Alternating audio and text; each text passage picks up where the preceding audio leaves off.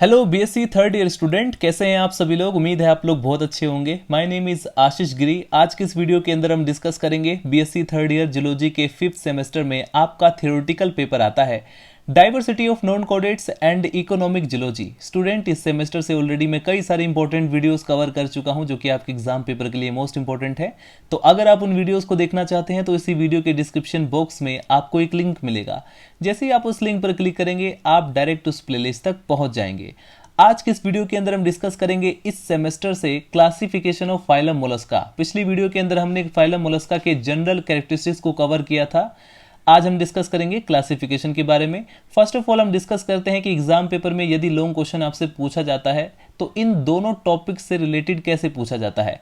कई बार student long question में ये दोनों टॉपिक एक साथ पूछ लेते हैं। जैसे आपसे पूछा जाएगा describe the general characteristics and classification of phylum Mollusca, तो ऐसे में आपको कितना लिखना है। सबसे पहले आप लोग जनरल कैरेक्टरिस्टिक्स को लिखेंगे जो कि मैं पिछली वीडियो के अंदर कवर करा चुका हूं। उसके बाद स्टूडेंट आपको यहां पर ध्यान रखना है कि क्लासिफिकेशन की सिर्फ आपको आउटलाइन ही लिखनी है, क्योंकि ये दोनों एक साथ पूछा जा रहा है। तो ऐसे में आपको क्लासिफिकेशन की सिर्फ आप लोग आउटलाइन लिखेंगे और सारा जनरल कैरेक्टरिस्टिक फीचर्स को लिखेंगे। और यदि स्टूडेंट आपसे सिर्फ क्लासिफिकेशन लॉन्ग क्वेश्चन में पूछा जाता है तब आपको कितना लिखना है वो भी मैं आपको इस वीडियो के अंदर बताने वाला हूं, क्योंकि तब आपको थोड़ा ज़्यादा लिखना पड़ेगा। तब आपको इनकी क्लासेस के फीचर्स भी लिखने पड़ेंगे। ठीक है, सबसे पहले मैं यहाँ पर आउटलाइन के बारे में डिस्कस करता हूँ।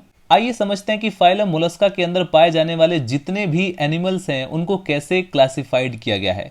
तो फाइलम मोलस्का के अंदर जितने भी एनिमल्स होते हैं उन्हें उनकी बॉडी की सिमेट्री के बेस पर, शेल के बेस पर, मेंटल के बेस पर, रेड्यूला के बेस पर, नर्वस सिस्टम के बेस पर या गिल के बेस पर, यानी इन सभी फीचर्स के बेस पर इन्हें 6 भागों में क्लासिफाइड किया गया है। राइट, फाइलम मोलस्का को 6 क्लास में क्लासिफाइड किया गया है। नंबर फर्स्ट क्लास है मोनोप्लेकोफोरा। मोनो का मतलब समझते हैं, मोनो का मतलब होता है सिंगल यानी कि वन, प्लेको मतलब प्लेट, फोरा मतलब बियरिंग, यानी कि क्लास 1 के अंदर आने वाले जितने भी एनिमल्स होते हैं वो 1 प्लेट बियरिंग वाले होते हैं, यानी उनकी बॉडी पर एक प्लेट पाई जाती है, यानी सिंगल प्लेट वाले। इसके बाद दूसरी जो क्लास है स्टूडेंट वो है एम्फिन्यूरा। तीसरी जो क्लास है वो है स्केफोपोडा। इनका जो फुट होता है वो बोट की तरह होता है, नाव की तरह। इसके बाद चौथी जो क्लास है वो है गैस्ट्रोपोडा। क्लास नंबर 5 है प्लिसीपोडा, इसे हम बाइवाल्विया भी बोलते हैं। क्लास नंबर 6 है स्टूडेंट सिफेलोपोडा, या जिसे हम साइफोनोपोडा भी बोलते हैं। अब यहाँ पर आपको ये भी ध्यान रखना है कि ये जो क्लासेस है स्टूडेंट, जैसे हम एम्फिन्यूरा की बात करें, इन्हें फर्दर सब क्लासेस में भी डिवाइड किया गया है और उसके बाद ऑर्डर्स में भी डिवाइड किया गया है। तो आपको सब क्लासेस भी मेंशन करने होंगे, ऑर्डर आप लोग नहीं मेंशन करें, वहां पर सिर्फ सब क्लासेस। जैसे कि अगर हम बात करें एम्फिन्यूरा की तो इसे 2 सब क्लासेस में डिवाइड किया गया है। एक तो है ए प्लेकोफोरा, दूसरा है पोलीप्लेकोफोरा। ठीक है, इसके बाद यदि हम बात करें गैस्ट्रोपोडा की तो गैस्ट्रोपोडा को 3 सब क्लासेस में क्लासिफाइड किया गया है। इसमें नंबर फर्स्ट आता है प्रोसोब्रैंकिया, नंबर सेकंड सब क्लास है ओपिस्थोब्रैंकिया, नंबर थर्ड सब क्लास है स्टूडेंट पल्मोनाटा।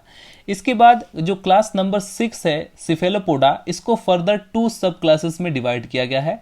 इसको आप लोग याद रखेंगे, टेट्राब्रैंकिया और एक है डाइब्रैंकिया। टेट्रा मतलब 4 और डाई मतलब 2, यानी ये टेट्राब्रैंकिया है और ये डाइब्रैंकिया है। तो इस प्रकार से स्टूडेंट आपने देखा कि जो फाइलम मोलस्का के अंदर पाए जाने वाले जितने भी एनिमल्स हैं उन्हें उनके फीचर्स के बेस पर इन्हें क्लासिफाइड किया गया है। अब यहाँ पर स्टूडेंट हमें ये समझना है कि अगर सिर्फ लॉन्ग क्वेश्चन में क्लासिफिकेशन ही पूछा जाए तो आउटलाइन के साथ साथ आपको इन सभी क्लासेस के फीचर्स भी लिखने होंगे।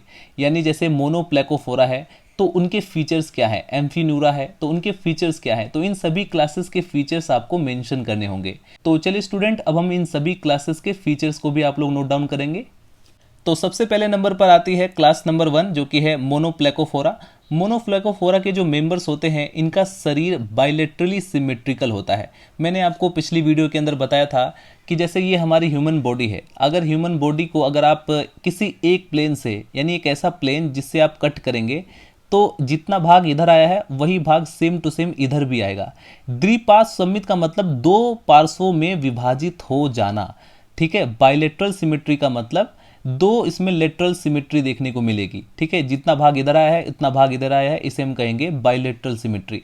लेकिन ये कार्य सिर्फ एक ही प्लेन से हो सकता है। यदि मैं चाहूँ कि इस प्लेन से कट करूँगा तो जितना भाग इधर आया है उतना भाग इधर नहीं आएगा, क्योंकि इधर सर आ जाएगा, इधर पेट आ जाएगा। तो हम क्या करते हैं, एक ऐसा प्लेन बिल्कुल बीचों बीच, सिर्फ एक ही ऐसा प्लेन है। लेकिन कुछ एनिमल्स ऐसे भी होते हैं जो रेडियल सिमिट्री शो करते हैं, जैसे आप सितारा मछली को देखो तो उसे आप किसी भी प्लेन से कट करोगे वो दो भागों में बट जाता है, तो उसे हम बोलते हैं रेडियल सिमिट्री। तो ये जो मोनोप्लेकोफोरा के मेंबर्स होते हैं ये बाइलेटरल सिमिट्री को शो करते हैं तथा मेंटल गुंबद के समान होता है। शेल जो होते हैं वो चपटे होते हैं, लंपेट के आकार के होते हैं तथा सर्पिल प्रोटोकोच सहित। फुट जो होता है वो चौड़ा होता है, चपटा होता है और 8 जोड़ी इसमें आकुंचन पेशी युक्त रहते हैं। इसमें 5 जोड़ी क्लोम। अब यहाँ पर ध्यान रहे, ज़्यादा कुछ लिखने की जरूरत नहीं है। 5 इंपॉर्टेंट कैरेक्टरिस्टिक्स, जैसे कि ये समुद्रवासी होते हैं यानी मैराइन वाटर के अंदर रहने वाले, जैसे एग्जाम्पल के लिए नियोप्लाइना। इनका जो हार्ट होता है यानी हृदय होता है उसमें 2 जोड़ी अलिंद पाया जाता है, ऑरिकल्स पाया जाता है, और इसके बाद एक जो है इसमें वेंट्रिकल उपस्थित रहता है। ठीक है, इसमें आपको ये भी इंपॉर्टेंट फीचर्स है। नेफ्रीडिया इसमें 6 जोड़ी होती है, जिनमें से 2 जोड़ी जो होती है वो गोनोडक्ट्स के रूप में पाई जाती है। रेड्यूला जो होता है वो रेड्यूलर सेक में प्रेजेंट रहता है तथा जो इंटेस्टाइन होती है वो बहुत ज़्यादा हाइपर कॉइल्ड होता है। ठीक है, तो ये कुछ 5 इंपॉर्टेंट कैरेक्टरिस्टिक्स को लिखेंगे। इसके बाद स्टूडेंट आपको क्लास नंबर 2 के इंपॉर्टेंट फीचर्स लिखने हैं, जो कि है एम्फीन्यूरा। एम्फी का मतलब होता है बोथ। ठीक है, जैसे एम्फीबिया है तो वहाँ पर भी हमने देखा था, वहाँ पर भी एम्फी का मतलब बोथ होता है। ठीक है, न्यूरॉन का मतलब नर्व। अब यहाँ पर आपको इसके इंपॉर्टेंट फीचर्स लिखने हैं, जैसे कि ये भी समुद्रवासी होते हैं यानी कि मैराइन वाटर के अंदर रहने वाले, और इसमें जो फर्टिलाइजेशन होता है वो एक्सटर्नल होता है। ठीक है, और लाइफ साइकिल के अंदर इनके ट्रोकोफोर लार्वा उपस्थित रहता है। इसके अलावा आप लोग इंपॉर्टेंट फीचर जैसे कि इनका जो शेल होता है, शेल में 8 प्लेटों व कंटिकाओं से बना होता है। रेड्यूला इसके अंदर उपस्थित रहता है। शरीर बड़ा किंतु सिर जो होता है वो अल्प विकसित होता है। तो ये कुछ 5 इंपॉर्टेंट फीचर्स हैं जिसे आप लोग लिख सकते हैं। इसके बाद आते हैं student class number 3। Class number 3 है स्कैफोपोडा। इसके इंपॉर्टेंट फीचर्स लिखेंगे, लगभग 5 फीचर्स सभी में आपको लिखना है।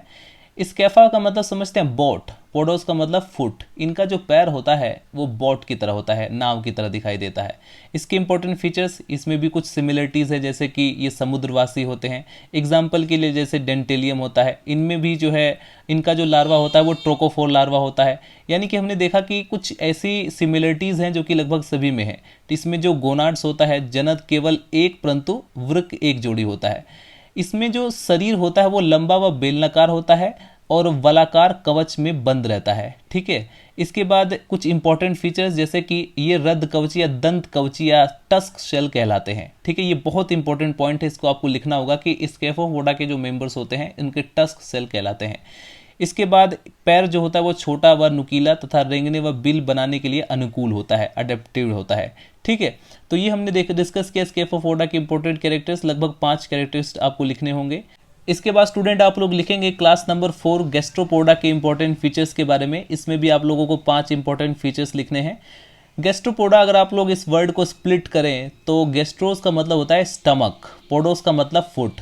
इसमें जो नंबर फर्स्ट फीचर्स है, शरीर इनका असम्मित तथा शीर्ष जो होता है वो सम्मित होता है, यानी हेड इसका सम्मित होता है लेकिन जो सिर जो इनका बॉडी होती है वो असम्मित होती है, जिस पर एक जोड़ी, अब ये जो शीर्ष होता है यानी सिर होता है उस पर एक जोड़ी नेत्र व एक जोड़ी टेंटिकल्स यानी स्पर्शक इसमें प्रेजेंट रहते हैं।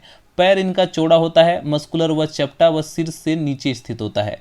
यह सोल के समान तथा रेंगने के लिए रूपांतरित यानी मॉडिफाइड होता है। विसरल मास जो होता है वो कुंडलित होता है, कोइल्ड होता है, जो कि टॉर्सन प्रदर्शित करता है। इसके अलावा कुछ इंपॉर्टेंट फीचर्स, खोल जो होता है वो एक पटीय किंतु सर्पिलाकार रूप में कुंडलित होता है और यह अल्प विकसित हो सकता है और अनुपस्थित भी हो सकता है। ठीक है, अब आप लोग नोट डाउन करेंगे स्टूडेंट क्लास नंबर 5 की इंपॉर्टेंट फीचर्स। पेलिसीपोडा या इसे हम बाइवाल्वे भी बोलते हैं। शरीर जो होता है वो द्विपार्टीय खोल में बंद रहता है तथा पार्श्वों में यानी लेटरल से कंप्रेस्ड होता है। सिर स्पर्शक, इनका जो हेड होता है, टेंटिकल्स होते हैं, आईज होते हैं, जॉज यानी जबड़े होते हैं और रेड्यूला अनुपस्थित होता है। ठीक है, ये इसका इंपॉर्टेंट फीचर्स है, इसको याद रखेंगे। पैर जो होते हैं यानी कि फुट जो होते हैं वो प्राय फरसे के आकार के हैचेट शेप में होते हैं, इसीलिए यहाँ अगर आप लोग इस वर्ड को स्प्लिट करें तो हैचेट फुट इसमें प्रेजेंट रहते हैं। ये बहुत ही इंपॉर्टेंट इसका फीचर्स होता है। ठीक है। इसमें हैचेट फुट यानी फरसे के आकार के होते हैं तथा मेंटल पिंडकों के बीच में फैला हुआ होता है। अधिकतर जो होता है वो फिल्टर फीडर होते हैं, राइट। फिल्टर का इस्तेमाल करके एक तरीके से भोजन को ग्रहण करते हैं। सामान्यतः एक लिंगी यानी यूनिसेक्सुअल होते हैं। लार्वा वेलेजर या ग्लोकीडियम होता है, राइट।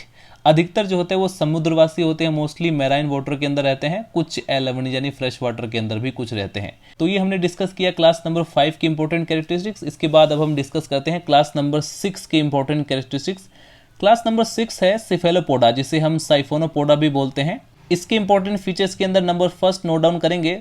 शरीर यानी बॉडी जो होता है वो डोर्सल वेंट्रल से लंबा या फैला होता है। शेल बाह्य, आंतरिक या अनुपस्थित होता है। सिर स्पष्ट और बड़ा।